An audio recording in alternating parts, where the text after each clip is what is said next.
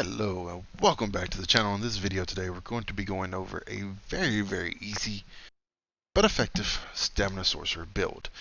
Now this is basically going to be something that's going to be used to help you get your better gear, but at the moment you hit 160, and you can even carry this on for a little bit, it'll help you put out quite a bit of damage in order to get to where you need to be. Now if you like to see casual builds, if you like to see non-trial setups, don't forget to subscribe to the channel for more. So anyway, let's go ahead and jump into the build. So max HP is 17.5k, maximum stamina is 31.1, and my stamina recovery is 1.6k. My weapon damage is 3.8k, and my weapon crit is 54. Now I have 12 points into health and 52 into stamina. Now I am a Khajiit, so keep that in mind. If you're something else, your stats will be different. You might have to adjust, but you want around 16.7 to 17k HP, if not a little more. So, food I'm running is dubious. If you don't have access to this, basic bicep food will work. But you should be able to find somebody that can make you this, and I think you can buy 20 of them on the Guild Trader for 2k, if that. So, boom, we're running is the Shadow. So, champion points. I have 23 Warlord, 18 into Sprinter, 13 into Bashing Focus, 64 Tenacity, 64 Mooncalf, 37 Shadow Ward, 51 Tumbling. Nothing there. 25 Physical Weapon Expert, 37 Master at Arms, 40 Thermometer, 81 Precise Strike, 23 Piercing, 64 Mighty, 37 Ironclad, 41 Spell Shield, 41 Medium Armor Focus, 64 Hardy, 64 Elemental Defender, and 23 Quick Recovery.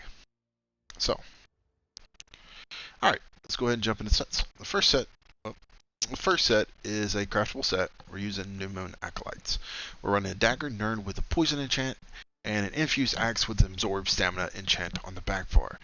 Now, what this set does is it gives us weapon crit, weapon damage, physical penetration, and then adds 470 weapon damage, but it increases the cost of our abilities by 5%. And if you have the trouble sustaining, I will show you an ability that you can put on that will help with your resource management. Now, back bar, where you can have the New Moon Acolyte Bow infused with a weapon damage enchant, or you can farm normal Maelstrom Arena. Normal Maelstrom Arena, you can get your Maelstrom Bow, as long as it's infused with weapon damage enchant. You get this on normal. This isn't the perfected version. What this is going to do is going to increase the damage of your volley by 430 each tick. The bonus increases by 143 every time volley ticks, up to a maximum of 8 stacks. So, either one of those, you can go ahead and craft that and run it with it for a good minute, or you can just farm Maelstrom on normal until you get that. But either way, either one of those will work. Now, our monster set. Our monster set. The first one we run is Stormfist. We're running Heavy Divines with max stamina and a Medium Shoulders with Divines max stamina. Now, this is a 6-1 setup. So, Stormfist does is going to give us stamina recovery, and when you deal damage, you have a 10% chance to create a Thunder Fist or crush the enemy, dealing 1.9k shock damage every 1 second for 3 seconds to all enemies within 4 meters, and a final 10.8k physical damage when the fist closes. This effect can occur once every 8 seconds. The shock damage dealt from this set bypasses spell resistance. Now, the reason why we use Stormfist on this character is due to a passive and Stormcalling. This increases your damage by your physical and shock damage by 5%. So it just synergizes really well with Stormfist. Plus the stamina recovery is really nice too, and it does physical and shock and physical damage. So works great. Now this comes from Celine. Oh my God. This comes from Tempest Island on Vet. Tempest Island can be kind of complicated, but the final boss is really where it's complicated. And as long as you remember to hug her, and then when she does the AOE, get out, get back in. That's it. The boss is very simple as long as you stay together and stay on her. If you stay away from her, she will charge, it will kick up dust clouds, and the fight gets really complicated, harder than it needs to be. But if you don't have this mask, the very first there's two that are very easy to get. Cracks being one, comes from Fallen Grotto 1. This will give you physical penetration. When you deal damage, you have a 10% chance to spawn Dragon Limbs that create shockwaves in front of you, dealing 1.7k physical damage every 0.4 seconds for 1.2 seconds. That can occur once every 3 seconds. Honestly, this right here is probably one of my favorite monster sets, the animation that it does. I just think it's really cool. And then you have Slime Crawl here. This comes from Wayrest Sewers 1. It's a really easy one. It gives you weapon critical, and you gain minor berserk at all times, increasing your damage done by 8%. But it's not really needed as much due to one of the abilities we have on our bar. And if somebody's using combat prayer, it's really not worth it. So if you want to free up a spot on your bar, you can put this on and get rid of the camouflage hunter that's on your bar from the Fire Guild. I'll point it out when we get to it, and you can run this if you wanted to. But then Celine's comes from Celine's gives you max stamina. When you deal melee damage, you have 15% chance calling a primal spirit that mauls the closest enemy in front of you after 1.3 seconds for 17.1k physical damage. This effect can occur every 4 seconds. This comes from Celine's Web. So probably in level of hardest to get, this being from easy to hardest. This is the easiest, followed by this one, and then these two are about the same. So either one, whatever you can get through. Now, we're running New Moon Chest, Divines, Stamina, Medium, Waist, Divines, Max Stamina, and Legs, Divines, Max Stamina. Now, this set comes from this next 5-piece set, Griffin's Ferocity. This comes from Somerset, and it is not used a whole lot, and I'll explain why. But what this does, it is a very cheap set. I think I maybe paid 7k for the 3 pieces of purple jewelry, divine gloves, and divine boots. And what this does is it gives you weapon critical, weapon damage, and then after dealing direct damage, you gain minor force and minor expedition for 3 seconds, increasing your critical damage done by 10% and increase your movement speed by 10%. Now, on the jewelry, we're running weapon damage enchants. But what this does, the reason why this is so good is because it's giving us minor force. And starting out, maybe your fighter's guild isn't leveled up to the point where you have barb trapped. Or maybe you're just having a hard time fitting barb trap in your rotation, like you just keep spacing on it. Well, this is going to give you what barb trap gives you with minor force. Now keep in mind, there is a set better than Griffin's Ferocity that does the exact same thing, and that is Warband here. And what it's going to do is that when you deal critical damage, you gain a stack of precision, increasing your weapon critical by 124 for 10 seconds, up to 10 stacks max. At max stacks, you also gain minor force, increasing your critical damage done by 10%. Now, this comes from Frostfall, and even on normal, I understand Frostfall can be very complicated. Trust me, I've done through it as a tank, a DPS, doesn't matter. I understand sometimes they forget to bash the troll at the very first boss. Sometimes they don't know to stay out of the frost damage on the second boss, or they don't do the skeevers at the final boss, or they don't avoid the lasers at the dwarven boss. Understand, things happen. Sometimes groups just don't go the way they should. This is definitely better than Griffin's Ferocity because it's going to give you more crit, and it's going to give you minor force. But this is going to give you minor force at all times, and you don't have to go through the headache of that. I mean, our crit is at 54%, so it's a nice number. It's not a problem, and this is without the headache. Plus, you get minor expedition. So, now, funny part about it, Ring of Vicious Vinian as well is a pretty good set, where this is going to give you major expedition. So, if you have a chance to get into Hellraw, AA, Sanctum Ophidia, you can get all this on the body or whatever, and then run in Griffin's Ferocity, and I'm telling you, you fly with that major and minor expedition. So, it's really cool to see. So, now, skills. Our spammable is going to be Rapid Strikes. We're going to flood an enemy with steel, battering them with 5 consecutive attacks that each deal 1.3k physical damage. Each hit increases the damage of the substantial... Oh my, I just can't speak right now. Increases the damage of the next hit by 3%. I'm just going to go ahead and skip that way. The final hit deals 300% more damage. Then we have Running Slashes. Slash an enemy with both weapons that cause deep lacerations, dealing 2.8k physical damage with each weapon and cause them to bleed for an additional 9.4k physical damage over 10 seconds. You also reduce their movement speed by 30% for 4 seconds. This is their dot. Now, we have Hurricane here.